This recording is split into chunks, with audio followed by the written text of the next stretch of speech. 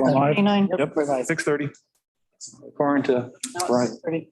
Okay, it's 6:30. Let's go ahead and call this meeting to order. Call please, Mitch. Elthon, Here. Dr. Melhouse. Here. Stephen, Here. Richard, Here. Dr. Nystrom is absent. Recognition of visitors. Do we have a doors of order or anything? We do not have one this month. Okay. We'll move on to consideration of the agenda. Anything to add or any changes? No changes. Recommend the agenda as printed. Okay, any questions? Otherwise, I'd entertain a motion. So moved.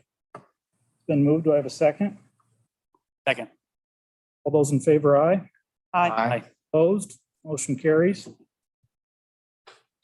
Okay, hearing of delegations. We got Greg who's an agenda item and Jim, so we'll move on to routine business. Okay, Okay. I move to accept the items in the routine business, except for in current bills, a bill for purchase for $1,529.84. been moved. Do I have a second? Second, Have a motion and a second. Any further questions? Mitch, did you go to those two corrections I had about? Are you good, Doc? Yeah. Okay, we have a motion and a second. Barring any further questions, all those in favor, aye. Aye. Opposed? Motion carries. I move to pay the bill for purchase for $1,529.84. Motion, is there a second? Yeah. Second. Been moved and second. Any questions? All those in favor, aye. Aye. Opposed? Richard will abstain. Okay. On to number one. So let's see here. At 6:32, we'll go ahead and open a public hearing for the 22-23 school calendar. Julie? Yes, for the purpose of the hearing, anyone that's listening, I don't see anyone here. The results from the parent survey that we had wanted to do from the last meeting, if you recall, we had some feedback from staff, but had not had it from our parent population at that time. So that is what is listed under that agenda item for the hearing. 73.8% of the parents favored draft 2, which was the draft that the staff favored. 26.2 said they preferred draft 1, which is the most similar to our draft now. So the draft being proposed would be draft 2 for the 22-23 school year. That was the one with a few less hours. That had less hours, but more built-in snow days and insured, and 2 early release dates instead of the 1. And so so the parents' feedback was 73.8% favored that one as well. Mitch, anything written or online? No comments or nothing written. No public here. So it is 6:33. We'll go ahead and close the public hearing. We'll move on to number 2, which is action on the 22-23 school calendar. Any questions from the board? Otherwise, is anything else to discuss, Julie?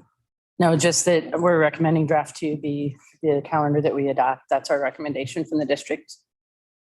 I move to accept draft 2 of the calendar for the 22-23 school year.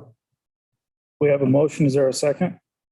Second. We have a motion and a second. Any further questions, discussion?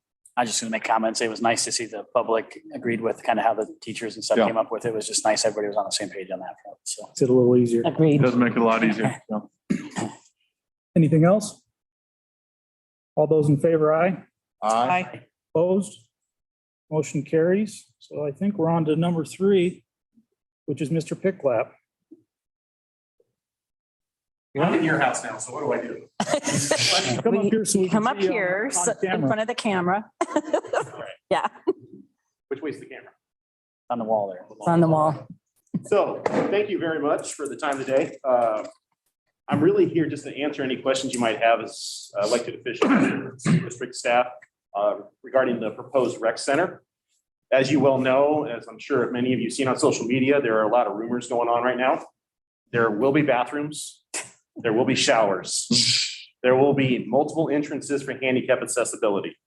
The things about this is mostly we're just doing a presentation. My counterparts on the other half of the yes committee that I represent are at the city park board meeting right now. So I got you guys, which I'm very thrilled about compared to the other option right now. A thing about this is a facility that's planning open December 2024. We are on track and budget. We have confirmed the numbers with a 5% cushion. So we have that as well. We've already adjusted the materials once because of cost overruns, as you well know, for materials and construction. We've already adjusted once, and it was over 20% change that we had before. So we've already compensated for once, and we built in another 5% cushion before the building of the facility. Thing about this is that we reached out, you know, about Fairway's recent pledge of $2 million. We're also reaching out to other private donors. We're also having discussions with the state IEDA and also the USDA. So those are also ongoing as well. The thing about this location in the downtown, I know that's been a hot topic as well. The one good thing about the Y everyone liked was the location being centered to the community and close to the high school. Kids could go here and go there and bounce back and forth. So the thing about this is having a central location in the downtown is centrally located for the entire community and at the same time still close to the high school facility as well. So we can share resources as well with our basketball courts and proposed facility needs. So I'm going to have these boards here with the same pictures that are online. Is there any questions? I can pass them around if you like. We got a question. Yes. Can you explain the franchise fee, what it is, how it works? There seems to be confusion on that. It just, you know, how it's going to be used to, what it is basically. Okay.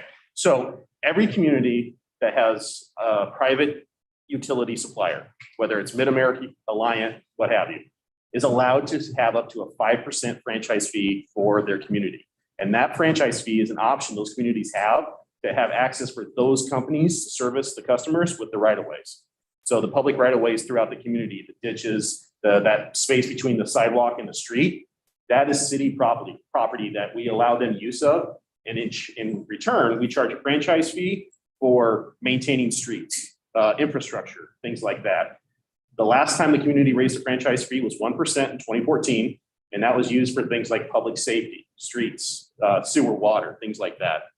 We're proposing a 2% increase, which on average for the average bill, which is about $20 a month, is about $4 approximately a month as well. So over the span of the entire bond, which is set for 15 years, you will spend roughly $4 a month for the 15 years of the bond. When the bond ends, the franchise fee ends as well, because we have to have a dedicated use for the franchise fee as a community. We just can't pass a franchise increase without a dedicated reason.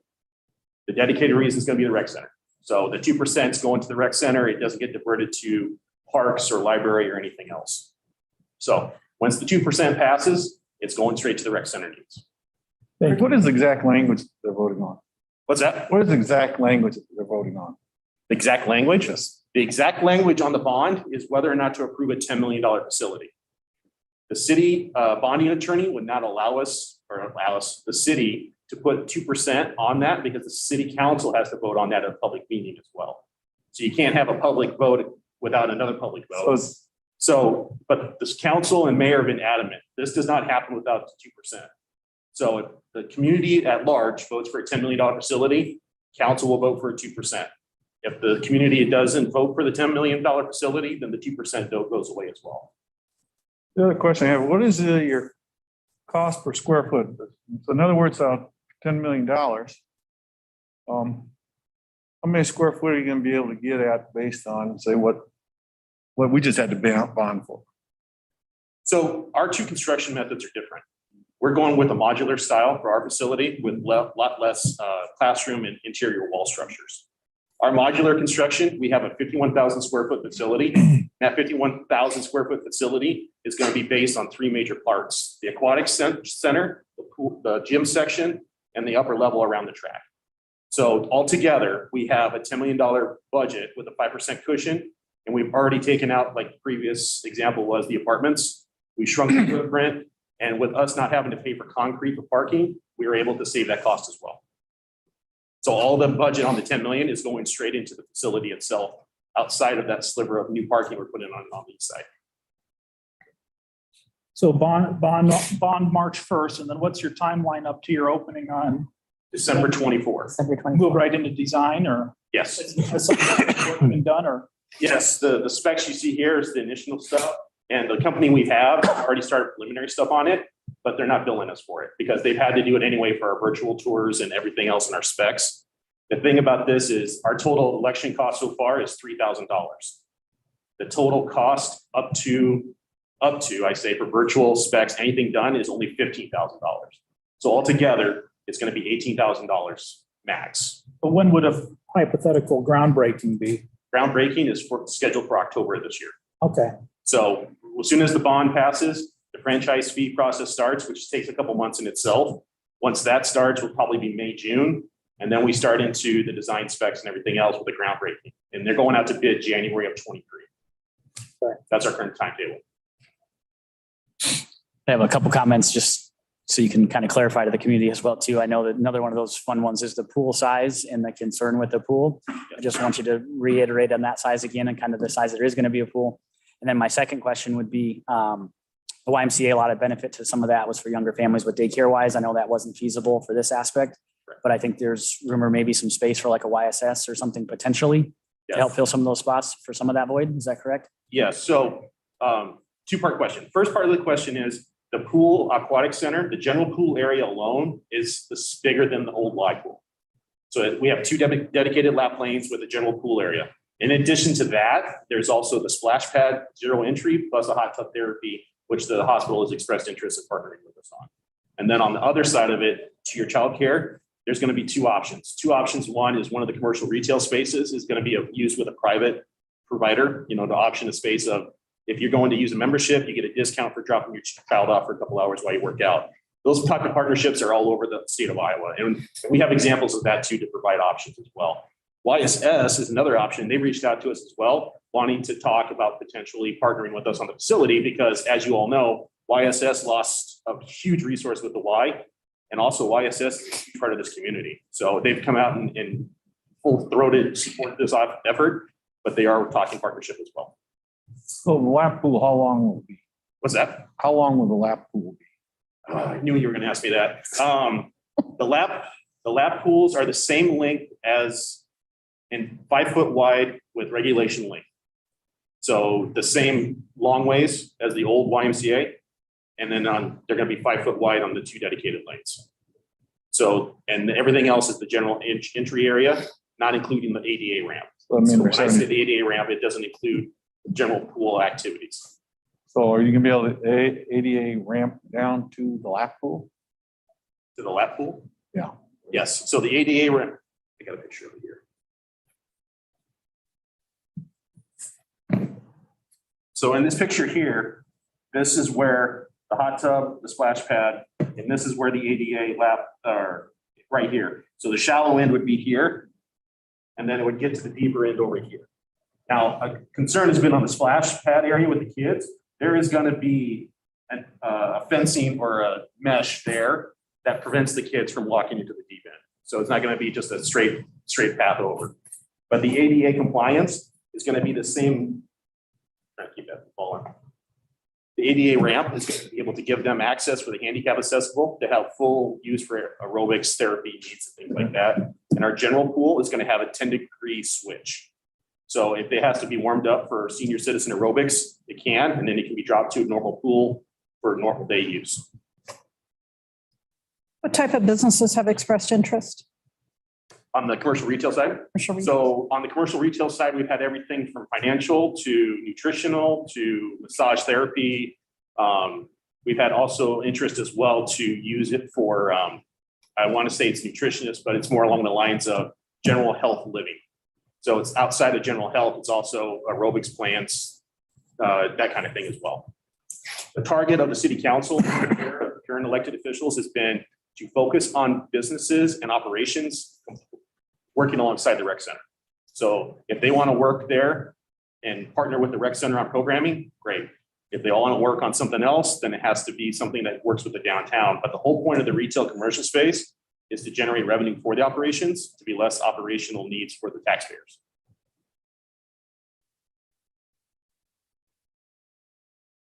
What was the membership cost? Have you determined that? So the proposed fees for the membership is lower than the Y by about $30 a month. And then we start at 65 and then they vary depending on singles, couples, senior citizens. Checking into Plan B Silver Sneaker plans, those are pretty much all across the given board. If you have a standard Plan B medical plan for retired seniors, silver sneakers or comparable plans included, these can be used for these facilities. So that's an option that's for retired people as well.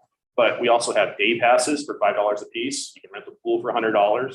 You can use it, daily pass for $5. If you want to shoot baskets, then go in the pool, that's option as well. So everything else.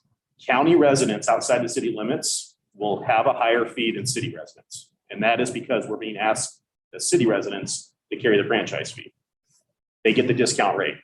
Now, we're taking another pass at the county supervisors to try to talk to them about a partnership. If that changes, county residents can get the same discount rate. But right now, it's if city residents are carrying the franchise fee that we're asking, they get a discount rate compared to other people. And I noticed on Facebook, there was a question about the times that it was going to be open from when to when. Yeah, we don't even have a building. So, Yeah. So right now, we're planning 7 to 8 p.m. But there's going to be 6 and 12-month review operations. So within the first year to 2 years, there's going to be 6-month reviews and 12-month reviews and operations to tweak things as they happen. Some people have asked for 24/7 waits.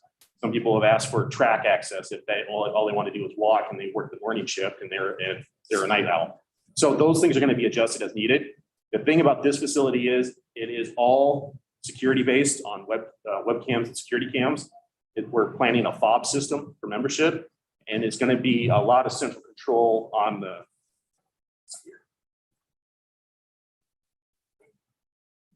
I don't think I have it.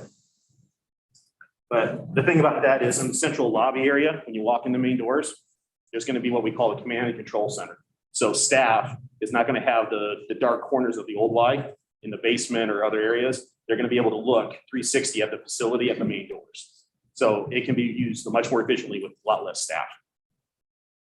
Will this have its own director or will it fall under someone else's scope at the city or how's it going to be?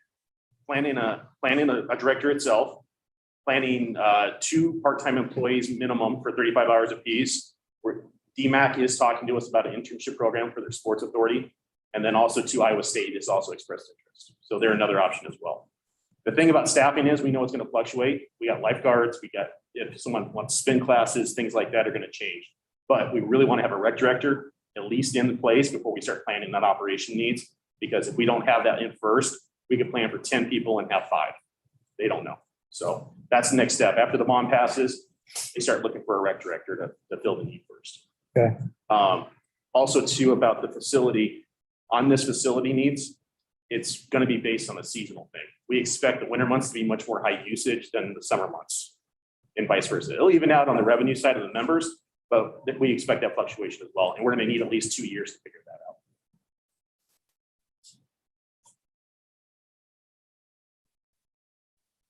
Okay. Other questions?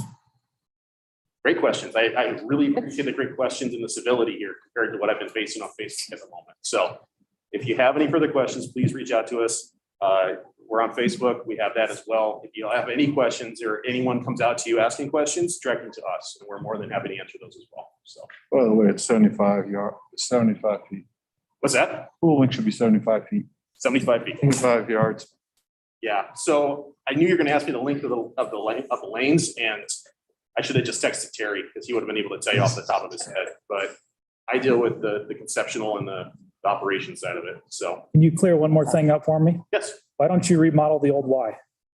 I'm just teasing, Greg. You know that. I want to take up your next time talking about the. I've seen that one asked a lot. Yes. So, as you know, speaking from personal experience, renovating old is infinitely more expensive than building new sometimes. So our old numbers on the Y from 2019 was 4 to 6 million minimum.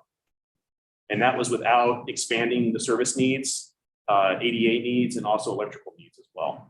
Times that by 25, 30%, which we've seen increase, we're already at 8 to 8.5 million. And then if you add that, you're getting dangerously close to the 10 million we're proposing for this facility. It's out there, but I get it.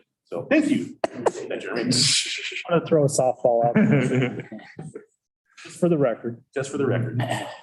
Yes, thank you very much for the time. I appreciate it. You all have a good evening. Thanks, Greg. Thank you, Greg.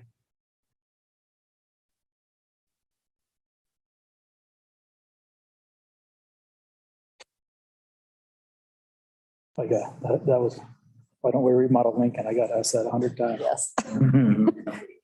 Yes. Okay, so on to number 4, Boone High School update. You're up, John.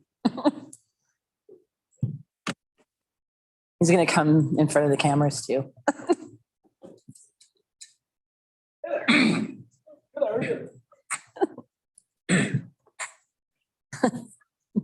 All right. Are you gonna connect or? Oh, Yeah. Are you driving?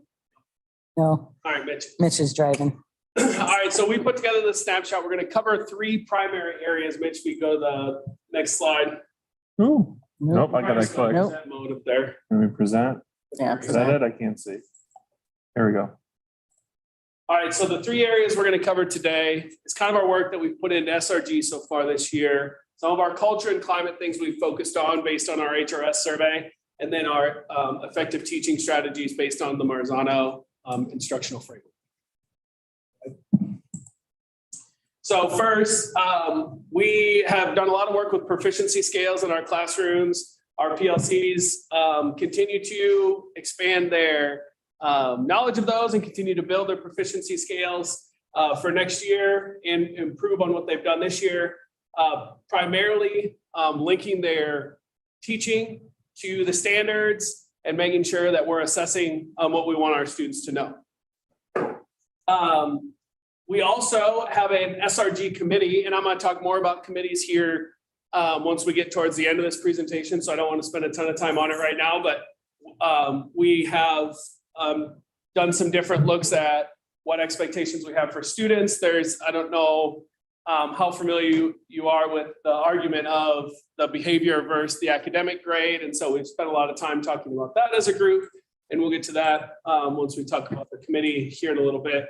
And then, as I mentioned, one of the first times I spoke to this group, we have our lunch intervention system. Students that are missing assessments or missing work come up to the library during lunch and are able to get their work done, provides an additional support for them. Again, as an effort to separate our behavior grade from our academic grade. And go ahead. All right, this is one of the first things we wanted to focus on as a staff when I was hired was improving our culture and climate in the building. This is HRS level 1 stuff. You think about it, a kid in your classroom who hasn't been fed or doesn't feel safe at home isn't going to learn. In your classroom, it's the same idea for staff. If you don't feel safe or valued or comfortable as a staff member, you're not going to be meeting your full potential. So one of the first things we wanted to work on as a building was making sure that we valued the culture and the teachers and professionals that we have in the building, that we also celebrate our students and staff.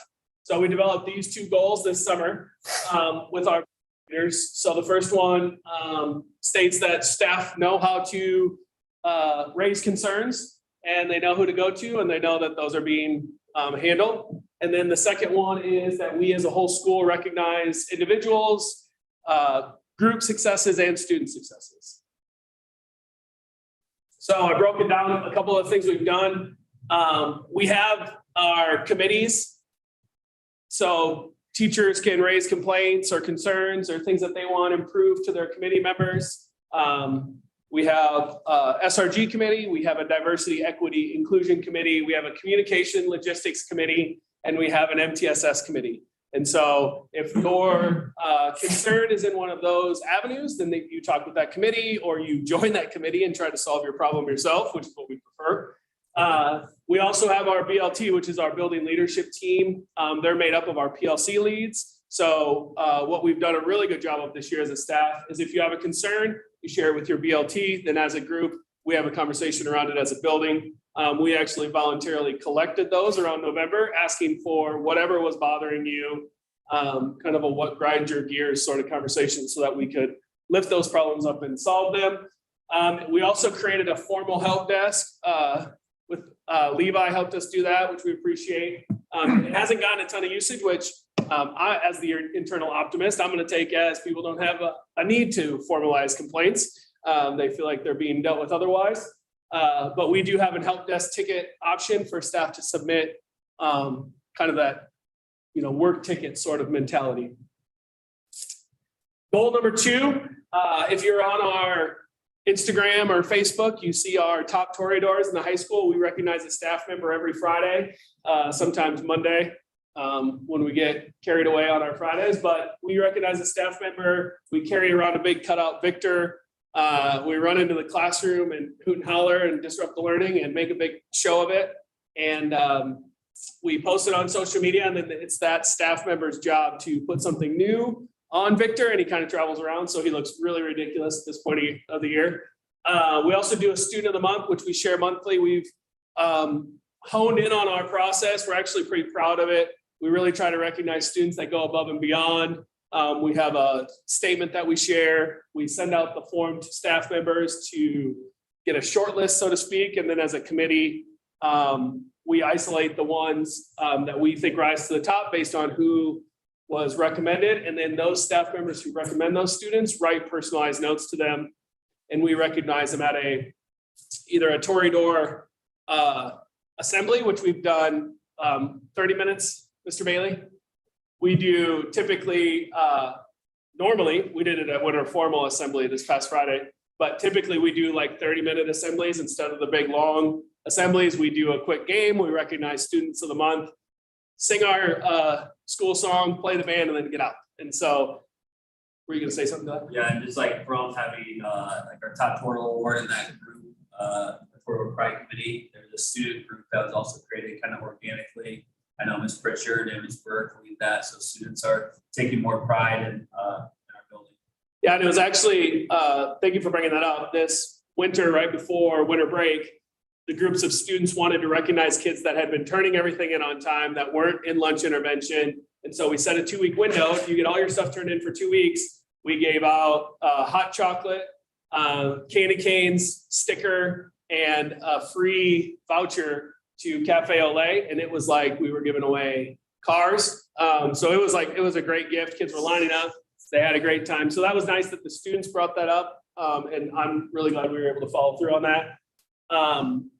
I've been really impressed with Boone TV. We actually just met with them recently. They've really been putting together a lot of positive information covering as many of our activities as they can. Sometimes it gets a little overwhelming, but they've really been doing a good job covering everything.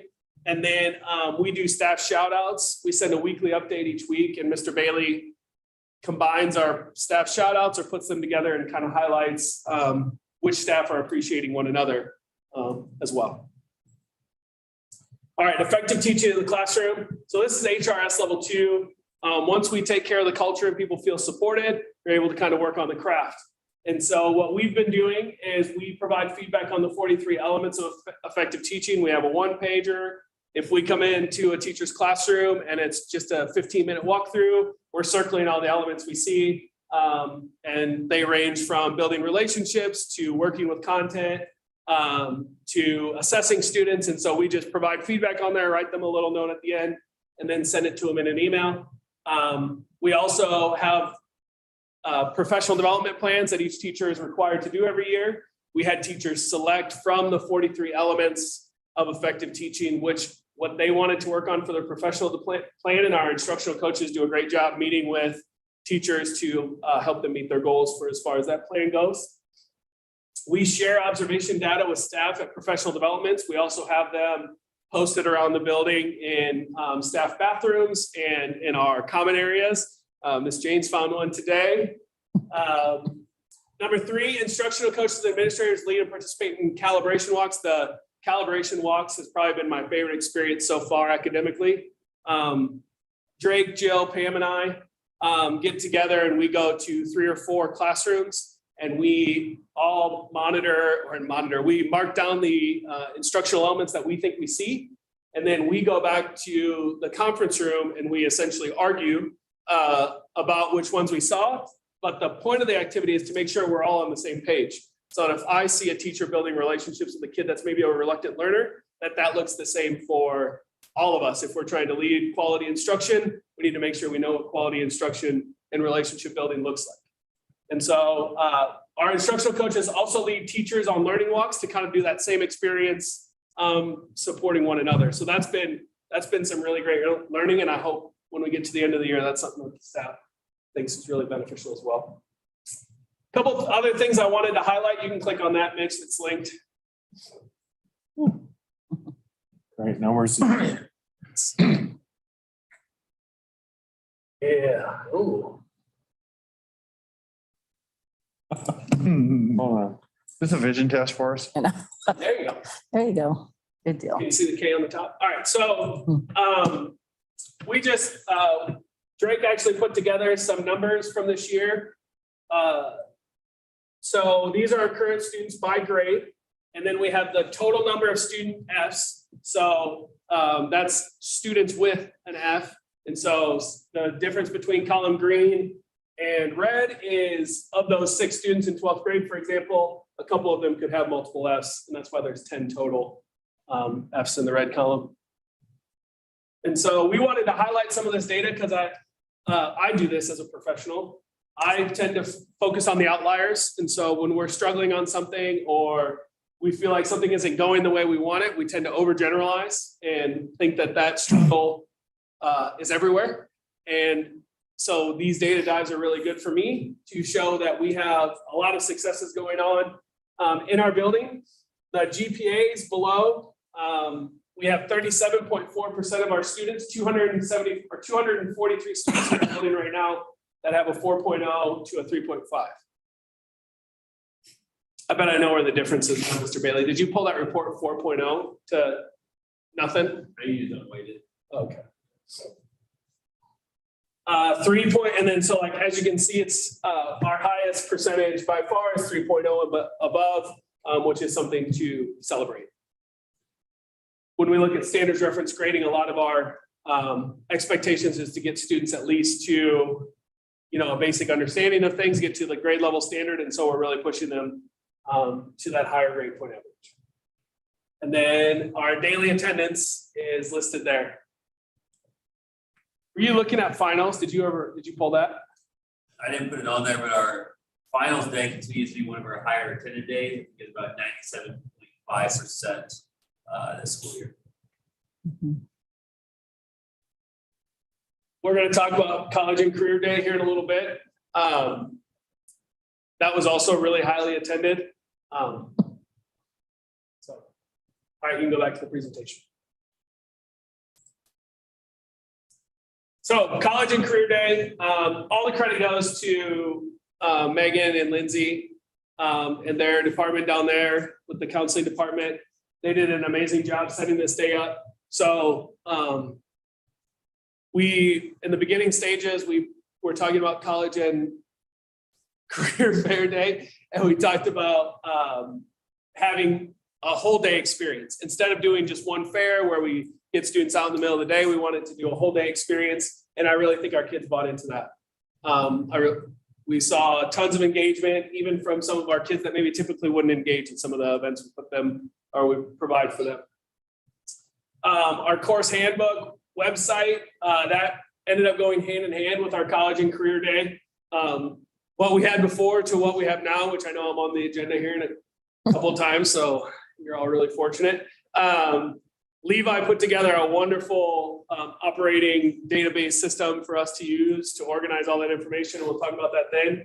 But we really saw the engagement with that website going from college and career day to the new handbook.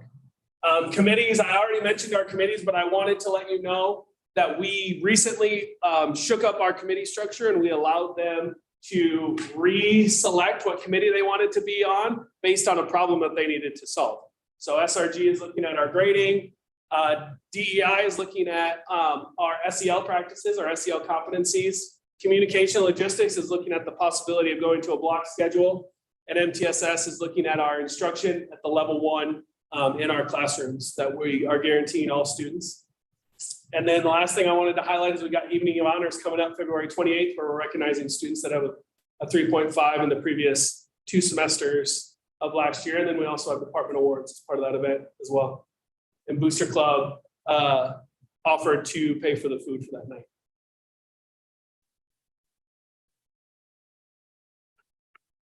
Any questions for me?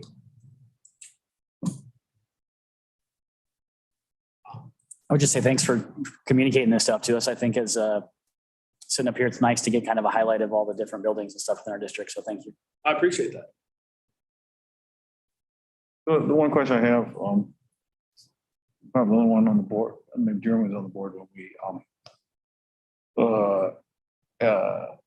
added the, trying to spread out the grade point by weighted grades. How did that spread? Does that spread things out much, or what if you noticed that? That is a great question. It does spread things out. It gets students above a 4.0. I think there's still some communication we need to do with our community about the difference between weighted grades and traditional grades. But yeah, I think it raises that. We have a note about that in our handbook. It raises that rigor, that college and career readiness or college preparatory readiness for those AP classes. Have we noticed any increase in participation in those AP classes based on that, or would you have any idea? I haven't noticed an increase. I don't feel like I lack the Jill saying no. I would say in AP classes, no. McIntyre's not here to speak for GMAC enrollment. I don't know if either of you two know the source of that. Looks like, I'd say for our AP classes, there is a pretty steady AP that continues to maintain about the same number. Our AP classes that are in social studies are around the same number. In science, physics one year, chemistry the other year, we usually have around 7 to 10 kids take the test, and we're steady with that too. So I'd say they've remained about the same, but it hasn't been a deterrent. Okay. What about your lunch intervention attendance? Does that vary a lot, or is it pretty steady, or? It varies a lot. We're trying to walk a line between it being this punitive consequence where we're creating consequences for consequences and actually make it a support system for students who struggle to get work turned in. But anytime we're moving a kid from their lunch spot to up here, it's going to feel punitive. So we're still working on the kinks with that. Another thing too with lunch intervention is we see probably more attendance to our freshman and sophomore, which is kind of our target, since that's our lower kids that are probably going to go through the system with this in their daily life, compared to our juniors and seniors who've had open campus in the past and never had a lunch intervention. So their attendance is probably a little worse than our younger kids. So we hopefully can start with them and they get used to it as they go through high school. We have been impressed with our freshman class, especially in that regard to lunch intervention. It's a big class too, it looks like. It is 190, 193. Class. Any other questions? Thank you. Yep, you're welcome. I'll be back. Sure. So on to number 5, fast testing update. Yeah, so Jill's up next. She's gonna Sorry. fill you in on our winter fast test results. Yes. So I'll explain the chart. It's the chart you see most of the time for me, but same group of students compared fall to winter. If you remember my spiel at the early levels, the subject kids take changes each screening period. So there are a few different assessments that the kids take, like for instance, first graders did sentence reading in the fall where they just see one sentence on a page, they read it and then you flip the page. In the winter testing, and then afterwards they do a passage that they read. So those are different tests that kind of up the ante a little bit for our kids. And then those tests are weighted differently. So it all gets rolled into a big composite at the top. But what we look very closely at with our teachers and their collaborative teams is each of those little subgroups to see, is there something in particular that our kids really seem to need that might be different than a group in the past or what's in our core. Quick question, are your columns labeled properly? Should that be fall of 2020 and winter 2021 and then 2020 underneath That's the there? one report. That got linked wrong. Can I resend another one too? Yes, Okay. They are labeled I wrong. was just thinking the same thing. Yep, that's winter 2021. I looked at this, Yeah, it's last year's. doesn't make sense. It's a good catch. Good catch before I get too far into this.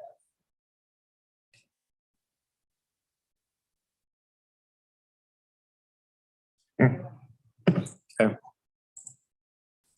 Try that again. Got it. Got it? Yep. Thank you for catching that. That's a nice reminder where our kids were last winter. That's right. Now it's a different group, so here we go. Here's where we are now. Yeah, here's where we are now. Just overall, when we look at the data, there are some things that we look at and we go, wow, that's not what we expected, particularly with our younger kids here in K1 and second grade.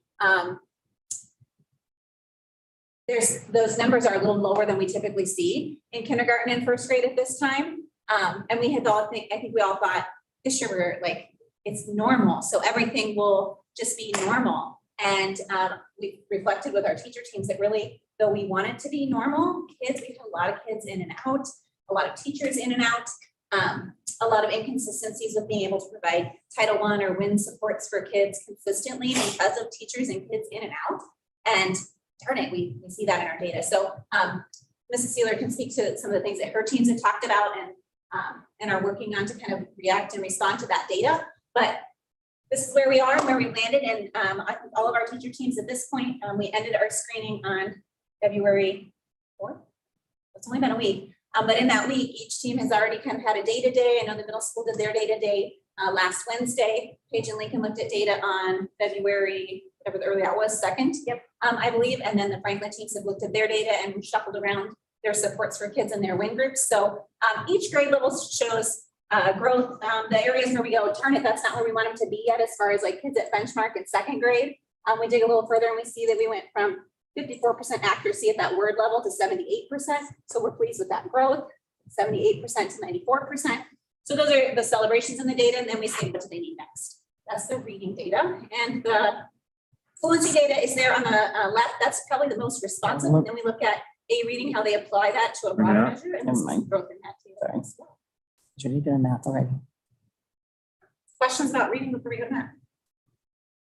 Autumn, did you want to speak to any of your data? I feel like you spoke to a lot of it, but our teams have really analyzed it. We were really surprised because a lot of our formative data that isn't timed, so this is a timed assessment, a lot of our formative data that isn't timed looks different than this. But, a lot of, we don't want to sit around and make excuses, but I do think kids not having school-wide interventions for a year was really impactful. I also think, good or not, having maths with phonics instruction for 2 years has also been really hard on them.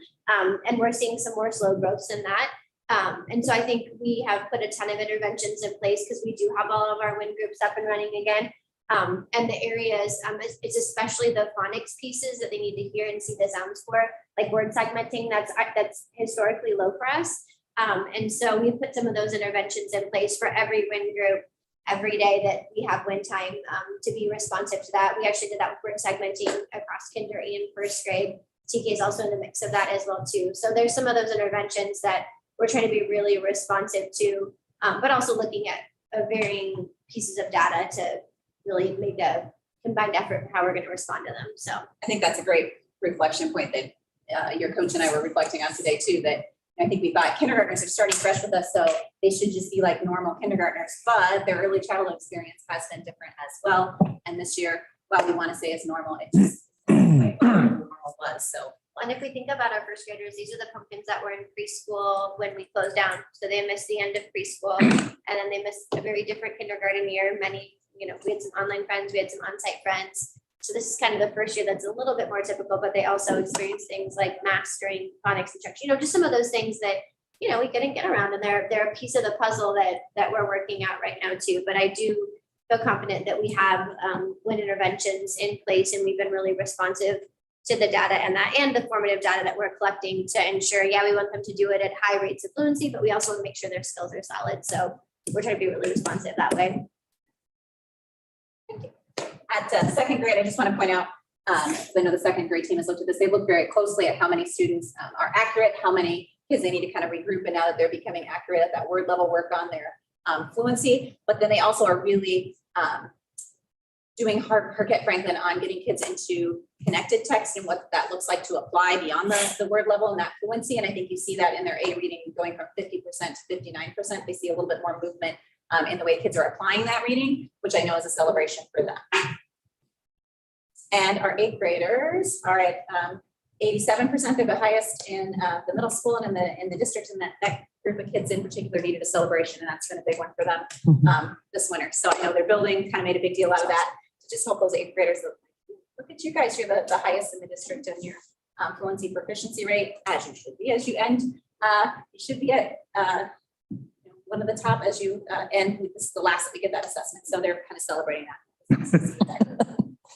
Don't have to do it after one more time, and look where you're at. Okay, and if you scroll down, then our math data, fast math is one that I feel like until this particular school year, we were giving the screening without necessarily the tools to think about what we should do to respond to the data. I mean, we had some things here or there, but it was really piecing things together. And Annie Carpenter, I just have to sell her praises here, has worked really hard with our teams. If you recall, way back in last year when we had two extra snow days we didn't make up, and we did some professional learning. One of the things that we did on that 2 days in June 7th and 8th was a project on the numeracy project, or a training on the numeracy project, which is really how to look at data like this and then respond and think about, we're really good about talking about that sequence of learning and literacy for kids. And if they have this skill in phonics, what comes next? But math, it seems more segmented, and we just didn't necessarily have the tools to think about that progression of learning in number sense. That numeracy project has been huge for our teams, and Annie continues to meet with the collaborative teams K-8 and look at, here's what your data says, here's routines that can respond, here are interventions for small groups of kids, and when they reach this level, this is the next intervention. And we see that second and third grade latched onto and kind of got going first with numeracy project at Franklin, and they saw some more growth kid by kid, especially second grade, just really took off there. And middle schools looking at what's that look like to incorporate into their labs and into their impact too. So we're excited by the work that Annie has been doing with our teams and how this data is becoming more meaningful to them in the ways that we respond.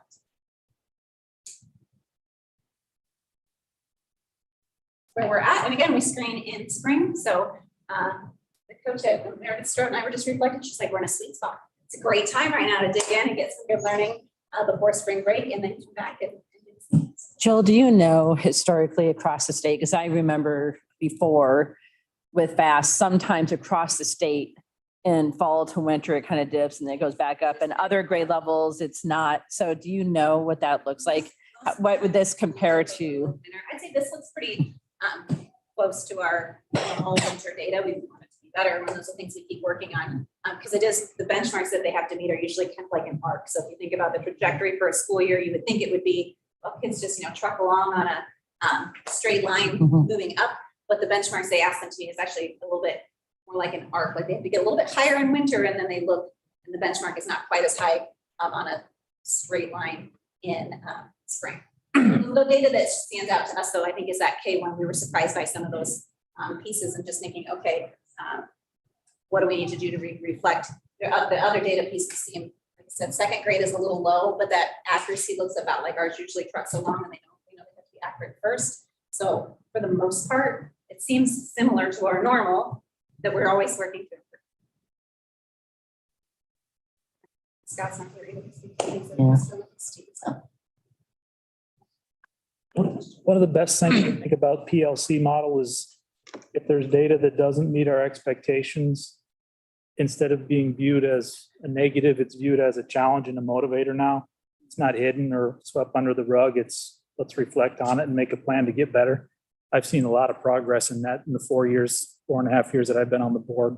And it just turns into a team effort and ways to make it better and make sure we meet that expectation next time. So I really appreciate the reports, and I appreciate the progress that we've made there. And I look forward to seeing the next one. Thank you. So on to number 6, Sbrc Swvtp enrollment increase. I'm guessing this is Mitch or Julie. Well, yeah, so this is actually something that they have allowed us to do as a result of the impact they expect. We across the state expected an increase in our preschool enrollment, so they allowed us to ask for more authority. While we didn't see the increase we'd like, and it's fairly nominal there, you can see an increase of $3,600. I think it's important that we go ahead and ask for that, because we anticipate we'll continue to have that. So if they can see from the state's perspective that this is something that would be beneficial to us, I'd like to be able to demonstrate that, because we do have, I mean, it was 1 for us. That's what that equals, 1 student greater than what we would have had. But had it been 20, you can see the impact would have been greater. So it just gives us the more authority. So we just would like that to have us improve the ability to go and ask for that extra authority. I'll move that the Sbrc, Swvtp enrollment increase amount of $3,613.50 be forwarded to the state. Second. The motion and a second. Any further questions? We need to read that motion, or is the motion sufficient, Mitch? That's fine. I mean, just pass it. Okay, all those in favor, aye. Aye. Opposed? Motion carries. On to number 7, high school course handbook. John's back up. Oh, great.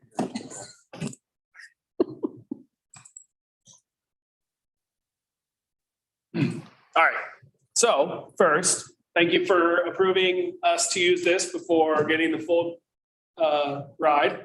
Appreciate that. It was linked in there. Has everyone had a chance? We're gonna do a little go through, but has everyone had a chance to see it? Maybe we won't. Whoop. I didn't touch anything. Uh-oh. Go. There we go. All right. So a couple of things we focused on.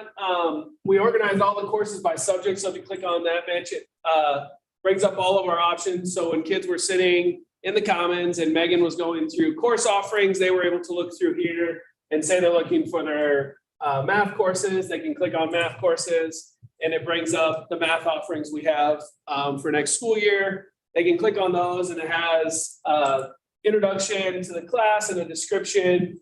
Talks about if there are prerequisites, when it's going to be offered. Just not connected to this presentation, we would like to continue to expand this because we think it's such a great database. We'd like to have instructors, classrooms, things like that added, but that's down the line. It's not, I feel like the team did a great job putting this together in a short time and having a quality product, which is a big piece for me. I didn't want to put something out there that wasn't great.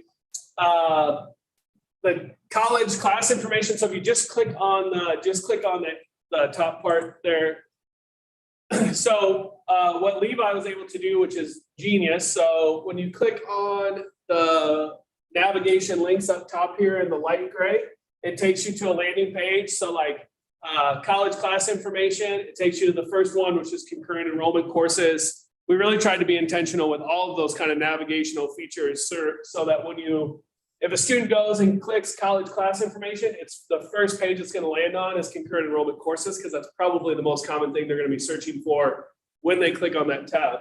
It also has all the other options for them: advanced placement, career academies, college athletic eligibility, all the things they would need that fit underneath that option. If you just click on general course information over there, Mitch, to the right, it has some things that students will need while in high school: graduation requirements, physical education waiver, secondary class load, and weighted GPA. Again, we were really intentional about the landing page. When you click on general course information, what's the first thing kids are probably going to be looking for? The graduation requirements. So that's our landing page when you click on that site. We didn't want students getting lost in the navigational issues or barriers to keep them from accessing the information they needed. So we really tried to be intentional, and often I talk about things that I'd like to see, and there's no like real life options for that. And so I appreciate Levi putting this together and providing everything we needed for our kids. I don't think there's anything that we weren't able to get in here that we wanted. I can't think of anything else we talked about adding other than kind of the teacher information. Eventually, like if you go courses by subject and you click on Excel, or no, not Excel, CTE courses, you can see the CTE courses here. I could see us adding another document or another landing page in here that provided the pathways or organized the pathways, but that's all information that Megan and Brian go through with students. And so it's not necessary to be on here, but it might be a nice to have in the future. Any questions about the course handbook? That was very good. I was very, very pleased with how it came out. You guys did a great job on working on it. this is just an example of where our parents, if they want to, can go to and find the information they want about their high school kids and their courses. So we already have that for our parents. We'll need others telling us it's here. Parents can use it. I thought it was very user-friendly too. I could easily navigate and find out a synopsis of every subject for every course. Some of the courses where it showed up in 2 different areas. Yep. Ag classes showed up a couple different places. I was very impressed with it. Thank you for all your hard work. Thank you. Yeah, all that work goes to Levi. You did a great job. I do think we'll continue to add things. You made me think of that, Dr. Milhouse, about SRG information. We could eventually add student handbooks, things like that to this. I think it's a great resource for us to continue to expand on, just for students to have a landing place for those things. And having the list of the instructors, someplace with a picture of the instructor, something like that would be great information to have too. So this is a great start. Levi, thank you very much for your work. Don, all the others involved. Thank you. So we need a motion to approve this handbook. I'll move to approve this I catalog. thought you might after your comments there. Is there a second? Second. Then move. I got a motion and a second. Any further questions? Stay there, stay there. Hearing none. All those in favor, aye. Aye. Opposed? Motion carries. 3.08 30 agreement. Hello, everyone. So in working with an after prom group of parents, they are working in conjunction with the Kiwanis group to provide our post-prom experience. We were talking about fundraising and what makes the most sense for that group in kind of a shorter timeline. And so most of you know, I think y'all know, I was an activities director at Des Moines North for the past 4 years. And one fundraiser we used last year was 30 Pop. And so what it is it's essentially a crowdsourced sort of idea. Students are given a sheet of paper and they're asked to collect a certain amount of contacts. They're encouraged to reach out to people that aren't in their area. And they have phone numbers and emails. And what 30 Pop does is puts together kind of this form and sends a message out to those contacts asking just for a simple donation to support whatever your ask is. And then in this case, it would be post-prom. When I was first pitched this idea, the guy's name is Chad. At Des Moines, I was like, this is not gonna work. People want something for their contribution. And based on the experience I had last year, that's just not true. A family member in Michigan who gets a text from little Johnny, all they want to do is give $20 to support and provide an after prom experience for Johnny. They don't care if they get a pie or a popcorn ball or anything like that. All those things are great. Sometimes people just want an opportunity to give $10 to $50 to support somebody that's in another state. And so we saw a ton of success with this. We're asking to have this approved to use with after prom. I'm not asking for anything other than that. I don't, but I think it's a great opportunity for kids. They don't have to handle money. They don't have to take folders around. They don't have to stand outside Sam's Club and 10-degree negative wind chill or whatever it was yesterday. And so I think it's a great opportunity for us to allow students to raise money to provide a great post-prom experience for this April. Any questions? And are the Kiwanis still going to help with the post-prom? They're going to help set up I'm missing the word, the casino experience. Is that right? They're going to set that up the night of. And it's being held where? It'll be in the comments. In the comments. Is this program similar to like the PTO thing, that the golden ticket thing going around, or is that a completely different scenario? I'm not familiar with that one. This is exactly the same company. Chad's our guy too. We just made $30,000. Oh, so it's the exact same thing. Exact same thing. Chad does a great job. Our girls soccer team last year raised over $10,000. Typically, our smaller programs raised anywhere from $2,000 to $3,000 with 10 to 20 kids bringing in contacts. And so my plan will be, if it's approved, to have the junior class get a presentation from Chad, bring in their contacts and send information out to those people. And I anticipate our goal would be $4,000 to $5,000. It doesn't take more money than that to run a successful post-prom. Any other questions? Otherwise, I think we need a motion.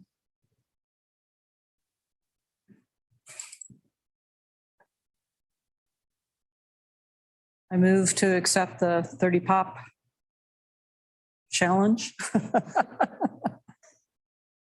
Yeah, we have a motion. Is there a second? Like second. Motion and a second. Any further questions or discussion? All those in favor, aye. Aye. Aye. Opposed? Motion carries. Thank you. Thank you. Number 9, category 1 and 2 E-rate bids. Are you or Levi talking about this? Levi, do you want to come speak with me?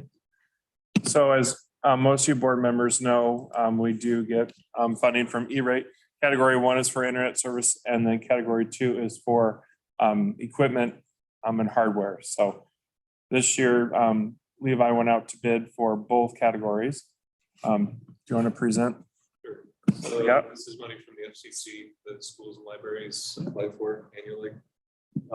We got bids from both ICN and MediaCom for internet service.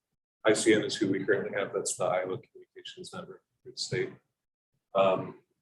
ICN is very slightly more expensive than MediaCom's bid, but all of our experience with ICN has been very positive.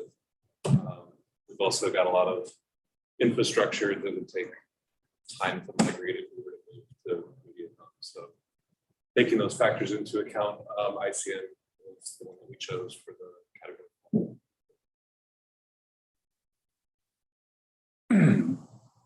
And then category 2, we had a couple of different projects that are broken down here. First one was a firewall. So we asked for a specific firewall model. None of the vendors actually bid the one that we asked for. So we chose to not award the firewall bid to any of them and to just purchase it separately. The next one was wireless access points. These are the ones for the new Futures Homeschool building. Because this falls within that window when that building should open, we should be able to get those installed. So we've got wireless access points there. These are the Aruba style that we have in all the other buildings in the district. And Oxen was the winner on all of the hardware bids consistently. And then hardware switches. So this is replacing some aging switches across the buildings, and then also the switch for the new Futures Homeschool building.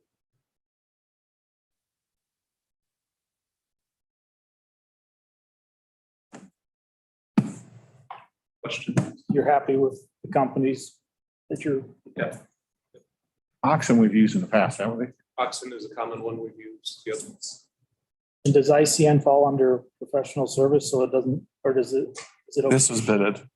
Okay. It's a 3-year contract, so we won't have to do this again next year for the internet service. The last time we did it was right before COVID, spring before COVID, so. There wasn't that much of a difference between the two MediaCom and ICN. How much? MediaCom had a $12,500 setup fee, so add that in there, then ICN was way under. Okay, so. Yeah. Just want to make sure we're following state rules. Yeah. Fine. We had that vetted through the attorney too, so. Okay, thank I've you. been talking to other districts, almost all of them keep ICN as their primary. Some of them have secondary service that they pay for outside of E-rate funding, so they've got a backup option. E-rate funding will not pay for a secondary connection, so that's something we should think about at some point in the future. But we're good with this. Move to accept category 1 and 2 E-rate bids. Motion, is there a second? Both the motion? To accept the bids. Okay, both of them? Mhm. Okay, All of them. Category 1 and 2. okay, I'll second that. And then second, further discussion or questions?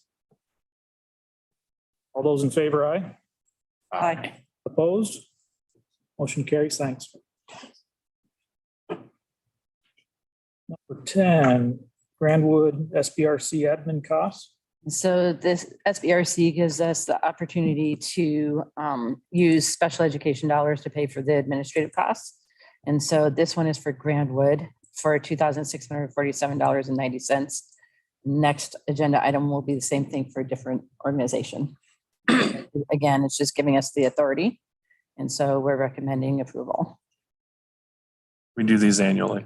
Mhm. There are no questions. I'd entertain a motion. I will move that we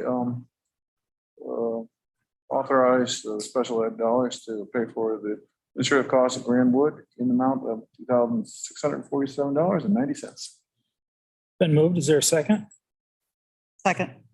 A motion and a second. Further discussion? Hearing none. All those in favor, aye. Aye. Opposed? Motion carries. Number 11, Academy Day School SBRC admin costs. Yep, same thing. The amount's similar as well, $2,633.18. We again recommend approval for the authority. To accept the bid at $2,633.18 for the payment. SBRC. So we have a motion for the Academy Day School SBRC admin costs. Is there a second? Second. Just for clarification here, the Grandwood, that is run by the Woodward Granger School District, am I correct? And then the one below Academy Day Care, that's the, They both are, they're the both are. consortium. Mhm. But they're still different entities. Yeah. okay. but Woodward- Same district though. Same but different. Same but different. Okay, I think we had a motion and a second, right? Yep. All those in favor, aye. Aye. Opposed? Motion carries. Number 12, COVID-19 vaccination testing policies. We're recommending approval of the deletion of these policies that do not appear to be needed anymore.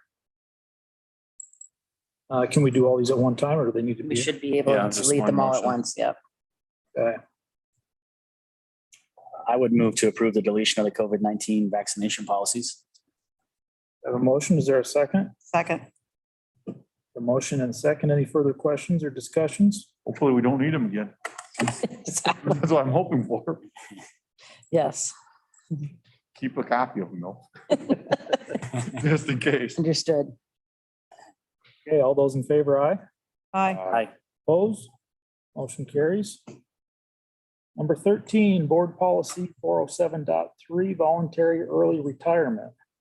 So these would be options to consider for retirement, early retirement for the 22-23 school year. So not this school year, but the upcoming school year. And in your packet, you have both the current voluntary early retirement. Is that the current one that you have up Yep. there right now? Yep, and the only change would be oh, wait, That's the new one. that's the new one. Never mind. Yeah, you got to go to the current Yeah. one. The only change that they request the attorney is to put in what school year it is for. Mhm. So that gives the board the option to make changes as needed. So. Right. But so- But the current policy had a possibility of being able to receive an early retirement cash stipend equal to 20% of the regular salary for the current contract year and not to exceed 15,000 is our current policy. And you go ahead and move to the new one Yeah, that I'm proposing is that we would increase that to be equal to 25% of the employee's regular salary with an additional $100 per day per unused sick leave for a total benefit not to exceed $35,000. I am of the belief that it should be a true incentive. We call it an early retirement incentive. I think it should be an incentive. And we will have ample opportunity to be able to fund any early retirements that would take advantage of this with what we have budgeted thus far for Next year, management fund is what pays for this, not the general fund. So I think that's important to note. And one of the reasons that I would want to move forward with a proposal for early retirement for next school year is they did just announce today that 2.5% is what the legislature is putting on the governor's desk for increases as far as money coming into the schools. It is very likely that we will need to have more expenditures than that percentage. So we're anticipating kind of a tight year next year, and this would maybe help alleviate some of the pain we might feel next year by offering an early retirement opportunity to our staff. So I feel that it would be beneficial to both the district and to our employees. And that I also very much like the concept of being able to attain some funding from unused sick leave. That's one thing that we've heard from associations previously, that it feels like, gosh, we don't use them, then we just kind of lose them. It's a way to kind of honor the fact that they've earned that and in their early retirement package. So that's one of the reasons I'm making that recommendation. So this, what we're proposing would be the teachers would teach all this year and all next. year. So it's really not gonna help so much for, our budget's gonna be tight next year. Next year's gonna be tight, but it'll help us the following year. Following year will help, but yeah, next year it's not gonna help as much because Yeah, 2.5 is not gonna be no, nearly enough to cover us this year, correct. unfortunately. At least the We'll have a tight year, but Senate came up to 2.5%. Yeah. I guess my questions are, I mean, yes, I'm for this, but do we feel we are going to have enough applicants to fill, and how many people do you think are going to be retiring? I mean, We're going to have, number of people leaving the teaching field and the amount of people available. So that's a fair question. next year, we'll have 11 eligible teachers Mhm. who can take that. We also reached out to a lot of other schools, probably over 20 applied Mhm. on a survey, and they range from 8,000 to 50,000 or percentage of pay. So as we are increasing ours, it's definitely not the highest by far. No, but I think to your point of, do we feel that we'll be able to replace, we do feel the positions that are going to be open. We have that ability. Yeah. Teaching in general is hard to fill, I guess, but I think that of those that will be eligible, they are a better outlook than maybe some years with some of the positions that could take place, but I believe in past years when the board has done this, we've set a limit as far as the number of teachers total that could do it, or put a cap as far as the amount that we were going to spend. We did something like that. I can't remember which one, but I think we've done different things in the past. I know school districts that have done that. But our management fund that would take care of this is pretty healthy, isn't it? Right. Yes. And we have on here, the final decision would be up to the board. Right. We will review the budget next Monday morning and next Monday evening. Mhm. And we can definitely handle this even if all 11 would retire. So, Mhm. Funding wise, we can. yeah, Mhm. funding's not an issue. Okay.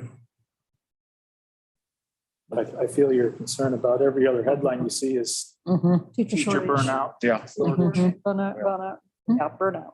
I know it's probably, Well, another reason, though, this wouldn't be for next year. So that's the other thing is hopefully if we can gain another year, that might help us buy another year of time to attain more staffing as well. When would the district be notified of these employees that could potentially take this incentive? They would have to tell the board by November. December 1st, and then December board meeting of next year, you guys will approve it. So very early on in the hiring cycle. Oh, yeah. That's standard. That's what we've done past years. So we'd know right away.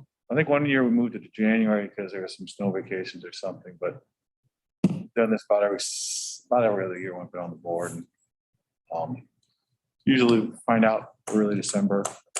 That's another reason we're wanting to put it forward to you right now, though, is that if there are interested parties, it's likely that they'll share with us that they're considering that, and it'll tell us even earlier than the date, the deadline, to have an idea of what kind of impact it's going to have for us too, so. But the deadline is December 1. Move to accept option 2 of the early retirement, We have a voluntary early retirement we have plan. a motion on the table. Is there a second? Second? Further discussion? Yeah, I was just gonna ask, of these 11 potential eligible employees, would it be considering hiring 11 for 11, basically, if all 11 did? At this point, are the 11 positions we'd refill? 11 of those or not?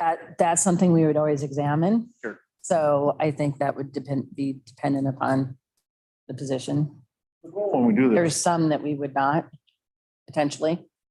the goal when we do this is you hope that, you take the teachers that are retiring, they're gonna be our higher level Yeah, I get that. teachers, and then hopefully be able to replace a teacher that's $80,000, $85,000 a year with someone that. But to your point, for example, if we had a retirement at a level where we had a much smaller enrollment, like we have a small year where COVID really hit us. And it happened to be in a place that we wouldn't then not have to riff someone, or we would, we could simply let attrition occur, then we would take advantage of that opportunity. And then I was gonna ask too, what made us fall in 25%, I guess, as far as, I wanted, said we're not the highest, but we're not obviously the Yeah. lowest on that, I guess. Where did we? Well, we kind of came up with the formula and we played around for like a half an hour just to see and Figured you did something Really we liked- expect. I didn't think you just threw a dart at the board. I just was asking, more curious on. Julie really favored the effect of the sick leave to kind of give them the option to earn more than if they were to take all their leaves. So that's kind of how we got 25. 35 kind of pushed it higher, or 30 did. So Mhm. it was kind of about, if somebody's at the bottom, I forget what it was. I think the max sick leave is 7,000 and then 20 some for the salary. 14,000, So I thought, but that's okay. I thought it was 140 days. yeah. Be 14,000. 14,000. Yeah, we have to that way. Yeah, you'd have 14,000, Yeah. but I just wanted it to be enough of an actual incentive, not just, oh, that's nice. I feel like a retirement incentive should be an actual incentive, and so I felt like we needed to at least hit that to get there, in my opinion. I would agree with that. I saw a personal experience on somebody who's retiring in a different district, and Mhm. multiple times they've pitched this. It has not gone through. And how, I guess, you put that many years of service into the school district and tell you get these days, but then never able to use some of those days that I'm not against. I like that it's in there for sure. I just think it pays homage to the fact that they earn those days and they're getting something for them. And they've dedicated, a lot of these individuals have dedicated their lives to this district. And so you just really want to make sure that you're honoring with an actual system that would be respectful of that. And is it common to have close to that many days when they retire? They can carry over 125 and then they get 15. So if they have their max. If you look We would at, have several that would. I hit mean, that. having those teachers teaching our kids is a benefit, but not Yes. having to pay a sub is also I don't know, what are we, 135 or 100? 135. So I mean, it shows that we appreciate them being here, and financially, it makes sense too. Give an Mhm. incentive to pay those out. Mhm. All right. Thanks for the question. Clarification, was that motion to approve the first reading or just for the policy to have first reading next month? This requires more than one reading, so Correct. Oh, it's a policy. Yep, the first reading. first reading. Okay.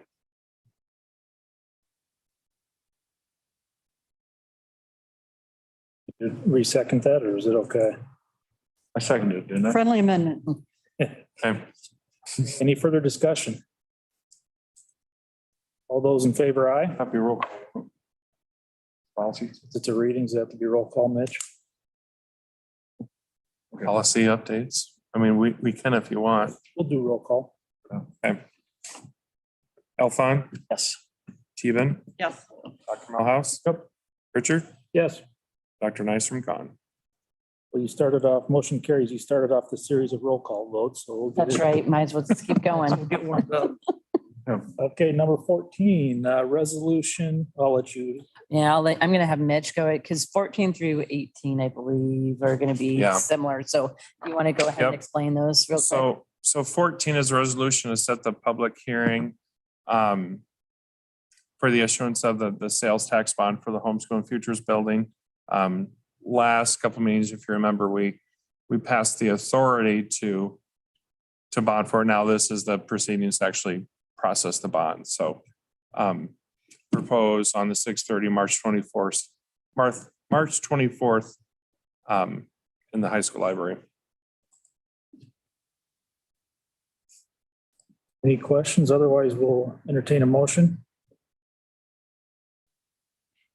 I'd move to approve the resolution fixing the date of a hearing on the proposed issuance of approximately $6.3 million school infrastructure sales service and use tax revenue bonds. I need to keep going, or is that? We have a motion. Is there a second? Second. Mitch, roll call, please. Alphon, Yes. Dr. Melhouse, Yep. Keven, Yes. Richard, Yes. Dr. Nystrom absent.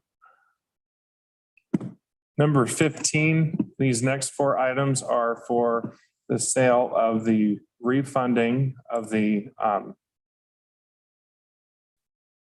general obligation fund. So remember last few months ago, we refunded general obligation note and then we issued the high school gym and HVAC overage. So these are just the proceedings for the closeout of it. So this is appointing the paying agent, registrar, transfer agent as UMB Bank as our other bonds. Anybody ready to make a motion on number 15? I move to approve the resolution appointing paying agent, bond registrar, and transfer agent, approving the paying agent, bond registrar, and transfer agent agreement, and authorizing the execution of same for the general obligation refunding. We have a motion. Is there a second? Second.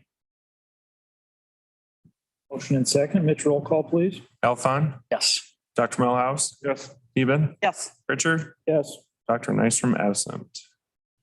Number 16, Mitch. Approval of tax exempt certificate. This is just another common action item, tax exempt form. We will put it on file. And so is our financial. So Okay, I will move to approve the form tax exemption certificate to be placed on file and approved. Second. We have a motion and a second. Further questions, discussion? Roll call, please. Alphon, Yes. Dr. Melhouse, Yes. Keven, Yes. Richard, Yes. Dr. Nystrom absent. Number 17. Approval of continuing disclosure certificate, same as a tax exempt certificate kept on file for the refunding. I move to approve the continuing disclosure certificate to be placed on file and approved. We have a motion. Is there a second? Second. Further questions or discussion? Hearing none. Mitch, roll call, please. Alphon, Yes. Dr. Melhouse, Yes. Keven, Yes. Richard, Yes. Dr. Nystrom absent.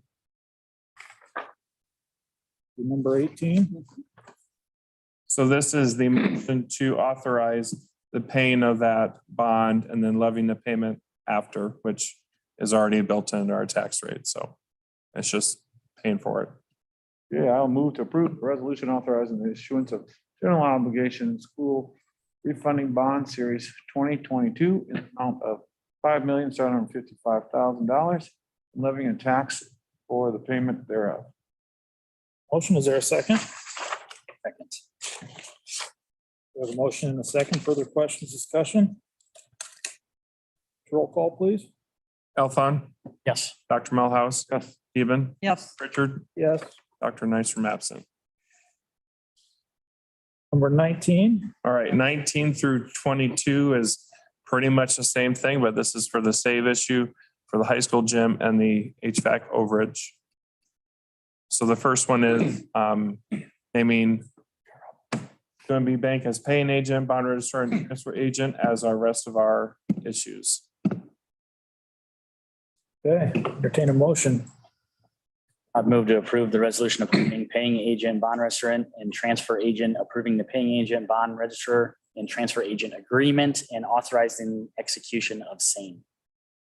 The motion, is there a second? Second. Motion and second. Further questions or discussion? Mitch, roll call, please. Alfon, Yes. Dr. Malhouse. Yes. Stephen, Yes. Richard, Yes. Dr. Nysom absent.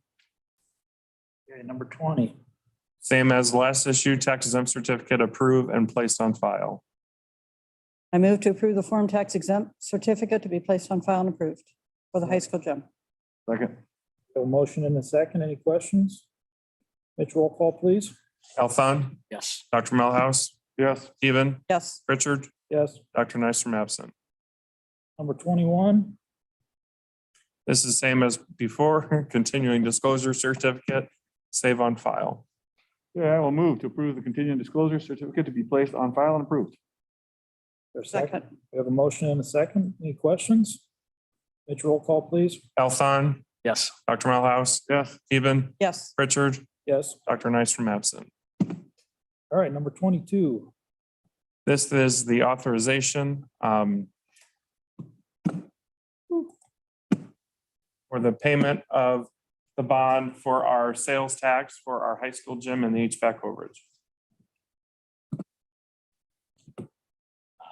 Would move to approve the resolution authorizing and providing for the terms of issuance and securing the payment of $2,970,000 school infrastructure sales, service and use revenue bonds, series 2022A of the Boone Community School District, State of Iowa, under the provisions of chapter 423E and 423F of the Code of Iowa, and providing for a method of payment of said bonds. Nice job, Matt. Second. Second. You got a water. We have a motion and a second. Any questions? Mitch, call the roll, please. Alfon, Yes. Dr. Malhouse. Yes. Stephen, Yes. Richard, Yes. Dr. Nysom absent. All right. Got through those. Number 23, construct change order CO 01. So this is something you like to see. It's a change order because it's a savings. So, yeah, I'm gonna go ahead and. So we received a change order from Construct. They did not have to use some over excavation and rock and chemicals that they thought they would. So it's a change order to reduce our phase one bid package, which was 247 down to 215. So savings of $31,780. Move to accept the recommended approval of the change order from Construct for $31,780. We have a motion. Is there a second? Second. Okay. Any questions? It's nice to start off with a little good news on the. Yes. Yes, it is. Thank you for saving us $30,000. All those in favor, aye. Aye. Aye. Opposed, motion carries. Number 24, Graybaugh change order CR 002. So this one is actually for a cost increase, but it was for building insulation. And part of the reason was because we had to delay, if you recall, we had to delay our approval. So anytime you delay in this day and age, costs go up. So it went up by $4,000. So $4,347.44. So that's what this change order is for. Questions or a motion? I move to approve the change order CR 002 for increased cost of installation of $4,347.44 to Graybaugh. We have a motion. Is there a second? Second. Further questions or discussion? All those in favor, aye. Aye. Aye. Opposed? Motion carries. Number 25, change order requests. So this is something that I said we probably needed to discuss at the board table is outside of construction. I have the approval to make purchases up to $25,000. The question is whether you as a board would like to get every single change order for the next four projects that we have going on, or if you would like to be able to give me the ability to approve change orders that are under the $25,000 mark like we have for other expenses.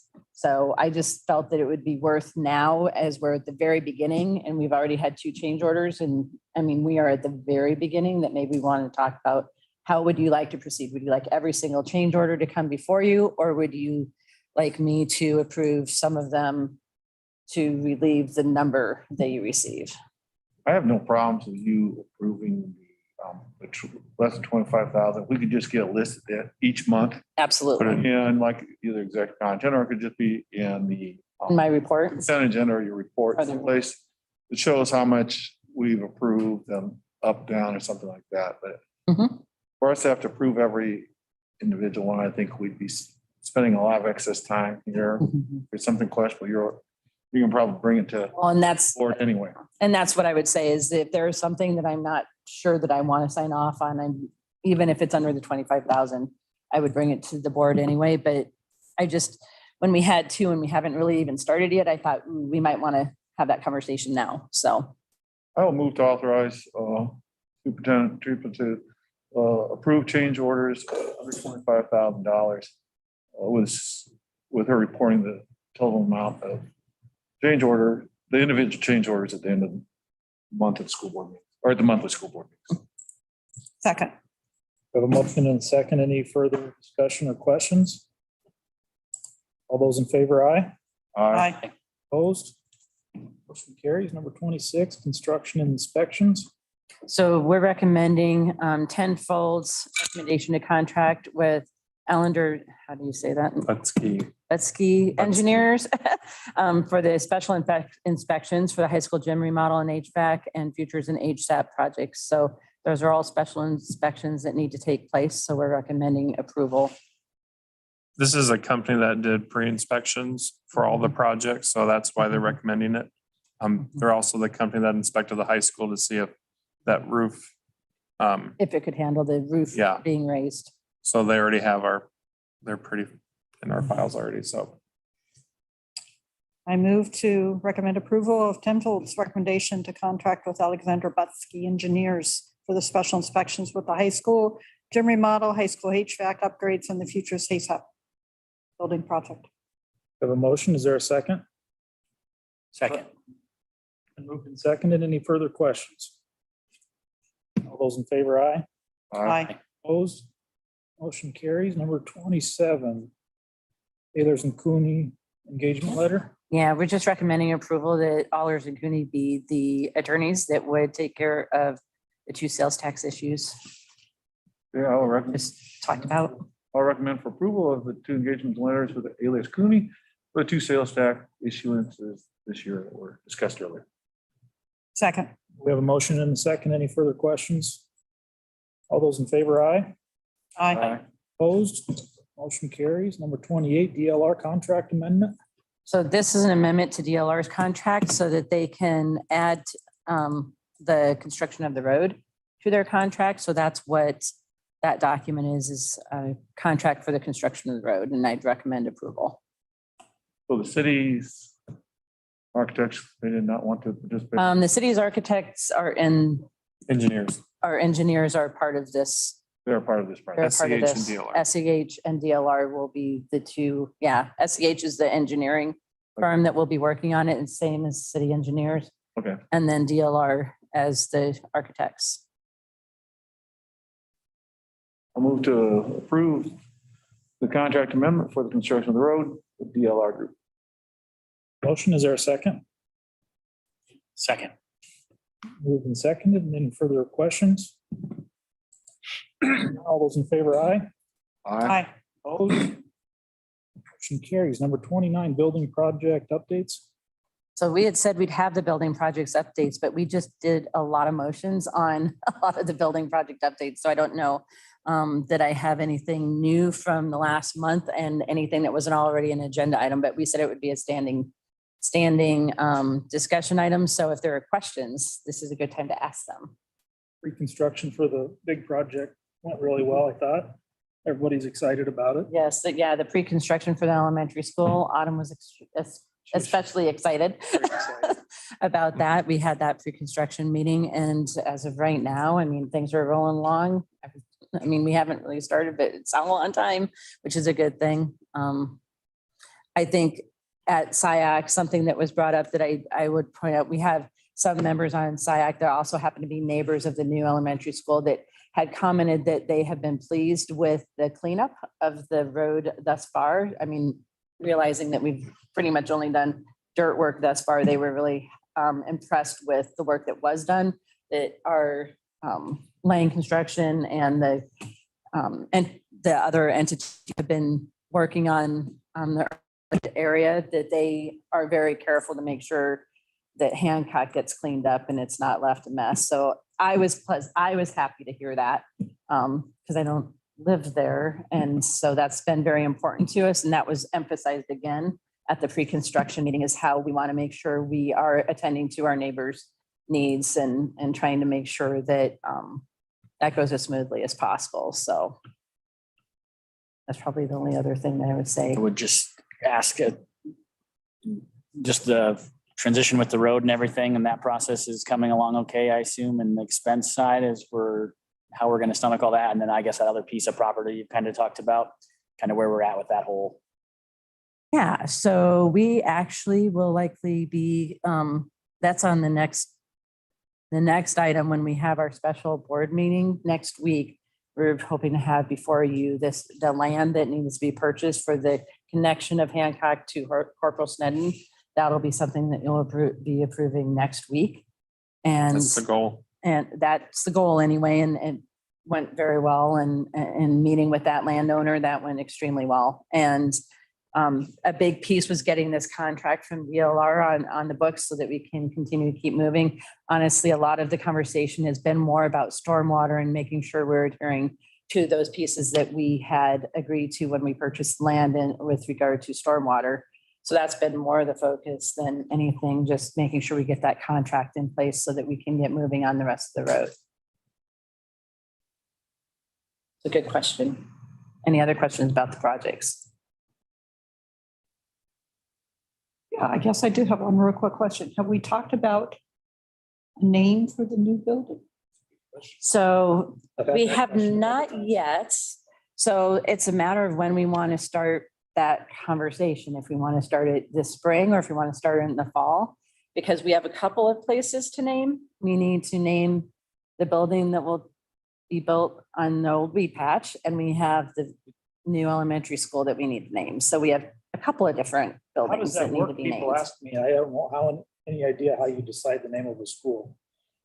So I would like to elicit ideas first, and then we'll likely have committees that will narrow down the choices and then put like the top, I would imagine the top three, probably two or three to determine, kind of get some more input from the community and the board. You know, I believe that's what ultimately have to that. decide. Yeah. But Mhm. Just wondering. So really, whenever we want, yeah, I was thinking fall, but I am open to, It's just Earlier. exciting to think about. it is exciting to think about. It is. Very Once we exciting. start seeing it go up. So something else I shared probably at SAC is that we have a camera set up already on the elementary site. So as soon as we start building, people will be able to see that construction, much like they were able to see the construction here at the high school. I know that was something that people really enjoyed, and we're going to continue that with the elementary school. We haven't gotten a camera up for the Futures and HSAT building, but there's already a camera at the elementary site. Thank you. Yeah. So likely, maybe a good spot for the change orders will be this projects update too. So that would be a good spot to put that in when we were talking about that. So anything in your superintendent's report?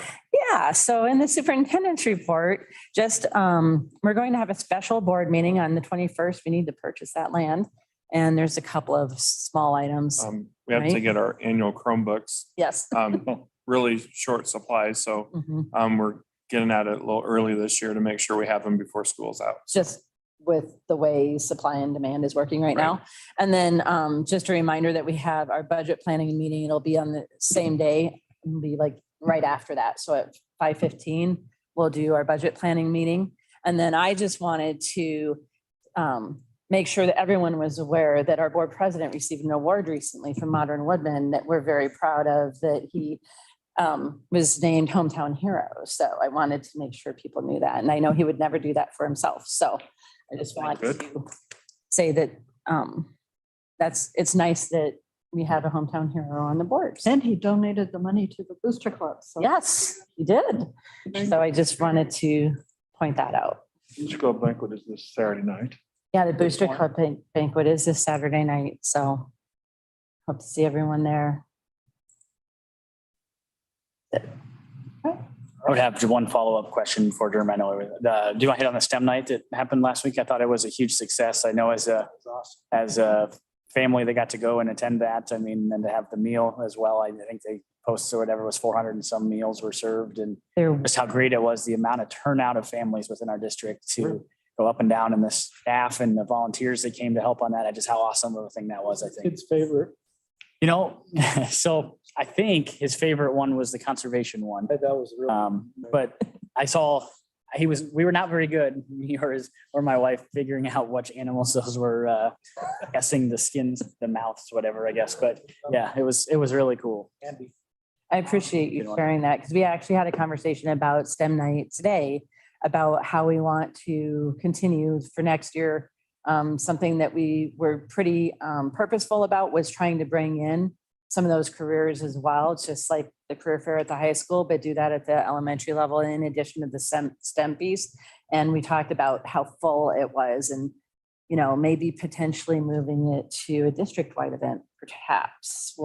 We're toying with some ideas and we've received some feedback from staff on some ideas. We were short volunteers on serving some of the meals, but definitely. Here at the high school. It was at, it was at Franklin, Franklin. the STEM night was at Franklin. So I thought maybe they might need to open up that other hallway and only have half as many down one hallway because everybody was just so excited. And everybody was smiling, everybody. yeah, which really is neat. fantastic. It was it's exciting to hear the kids talk about it even after, because that's something that was shared with me today, was just how that has continued. Even though STEM night's done, the conversations have continued. So that I appreciate you bringing up STEM night as well, because yeah, we were happy to have it because last year we didn't get to do STEM night. So it was nice to have it back and in full force and looking to expand upon it. So yeah. Great turnout it appeared, and the stuff were great too. And It was. And I see that our principals are going to be gone for the rest of this week, or Not all of them, just some of them some. they're the ones that are going to the High Reliability Schools Conference in San Antonio. So that's half are there and half are here. So We've got- Building. we've got coverage. So yeah. And then I am at AASA on Thursday and Friday for the superintendent's conference, where I'm also graduating because we didn't have that last year. So yeah, so I will be gone those 2 days, but I will be back. I fly back in Saturday afternoon. As long as I don't get stuck in Chicago, I will be at the Booster Club banquet. So just hope that Chicago's nice to me, please. So, yeah. Anything else? Move to adjourn.